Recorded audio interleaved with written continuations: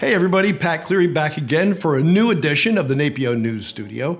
So we got three topics for you today. We got a lot of new staff here at NAPEO, a bunch of new team members that I want to introduce you to. We're going to update you on state government affairs, do a quick roundup of that, and also we'll have Tom Stoller come and update us on the ERTC where we're making some progress. So, first, let me start with the new staff at NAPEO. Hannah Walker has joined us as Senior Director of State Government Affairs. Sorry, Gary. We stole her from my friend Gary Bradford at Unique HR down in Texas. And Hannah has joined us and brings a lot of wattage to the team. And she's just great with a great attitude. She's a lawyer, don't hold that against her. And she will honcho the team that already has Emily Marsh and Kristen Baldwin on it. So we look forward to being fully staffed on State Government Affairs, which is great. We've added Alex Milliken as Director of Federal Government Affairs to help Tom Stoller on the Hill, and already Alex has proven his worth. He's been wearing the shoe leather out down at Capitol Hill. He was key in helping us on National PEO Week and executing all of that, and has just been a great addition to our team. He worked on the Hill for a number of years, and again, we're glad to have him here. Evan Fowler is our Director of Communications.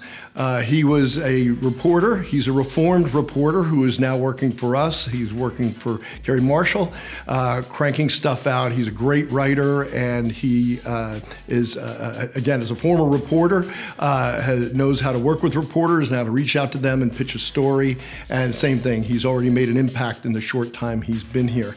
Andrea Desmond is our new Director of Member Engagement. And same thing, those of you who've met Andrea know she's great. She's got a great personality, and she has been on the phones since she got here, calling the members, checking in, what's going right, where there are areas for improvement, and same thing. She's just been a great addition to the team and the culture here. Blake Warv-Decker is our Manager of Events. She started fairly recently. She comes to us from the American Chemical Society, and she's going to be helping Robin Schlesinger and Connie Samuels out on all the events that we have, and God knows, we've got lots of events. Cass Lacoris will be working with Andrea as a Member Services Coordinator, working on membership issues, which are plentiful, as you know. So again, we got a lot of fresh faces here, a lot of youth. The average age of this place is dropping like a stone, which is great, but it really is everybody who's here fits with the culture, and they've embraced it, and they are fun, which matters to us, as you well know, and smart and hardworking, and we're glad to have them all on the team.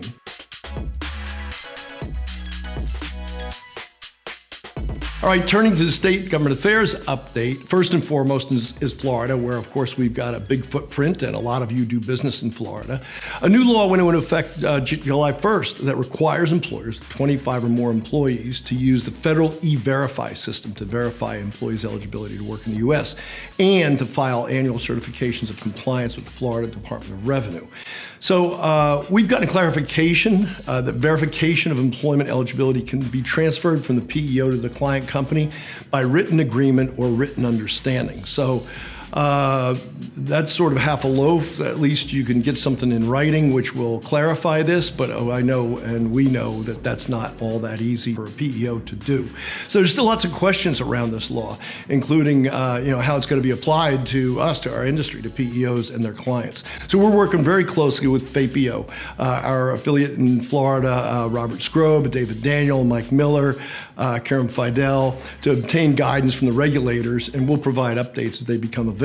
I mean, this is a law that just sort of took effect, and we're going to have to see how it's going to get implemented.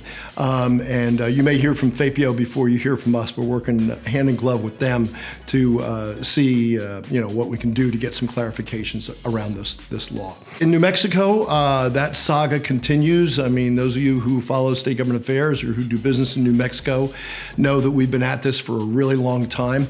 We're working with the New Mexico Mexico Office of the Superintendent of Insurance on the implementation of our bill that clarifies that PEOs can offer large group health plans.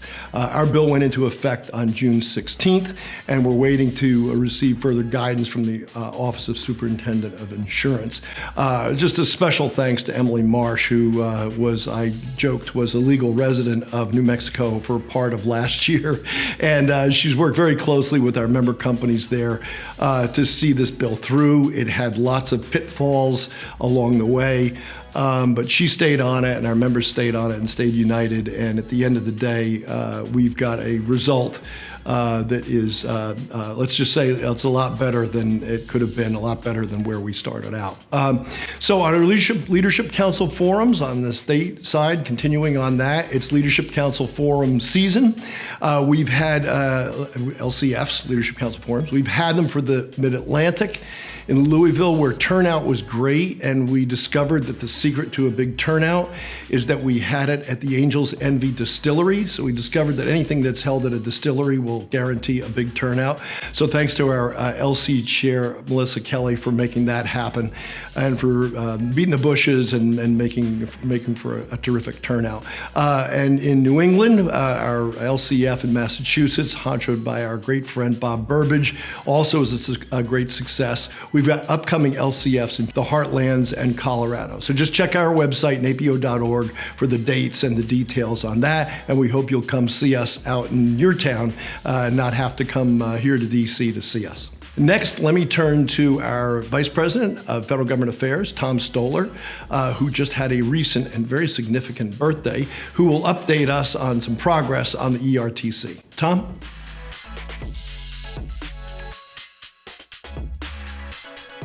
Thanks, Pat. We have good news on the backlog of the ERTC claims. On April 26th, the IRS reported there was 1 million ERTCs awaiting processing at the service. They've been processing them over the last 7 weeks at approximately 66,000 per week. That is good news, and hopefully you are seeing some of your older claims being processed and the money's being rewarded to your clients. We've been in some additional meetings with the IRS since the agency focused its resources on clearing out the ERTC backlog. And we've been told a few extra things which I think will be helpful for you as you approach getting rid of the remainder of your ERTC claims. The first one is the IRS says they are scanning all of the ERTC claims, all the 941Xs into their system. That means you should be able, if you can get a hold of the IRS, to track the claim and find out where it is in the process. We've been told that they are processing the oldest claims first, so first in, first out. So you should be seeing some of the older claims being processed and the money getting to your clients. The other thing they have said is that about 10 to 12% of what they are processing is older than 120 days.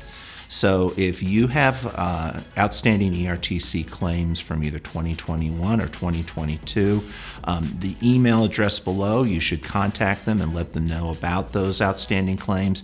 And the IRS may be able through that to track your claim down, and more importantly, if there's any problems with it, flag it, fix it, and get it to the front of the line. If it's just in line waiting, there's not much they can do other than let you know that's where it is. So as the IRS continues to clear these out, we recommend that you get any outstanding ERTC claims in, so they will get processed while the IRS has additional people working the process. Once they clear the bulk of the XX claims out, which will be sometime in mid to late August, they will move the extra resources into other priorities of the agency. So please get your claims in and let us know if you're having any problems with processing your ERTCs.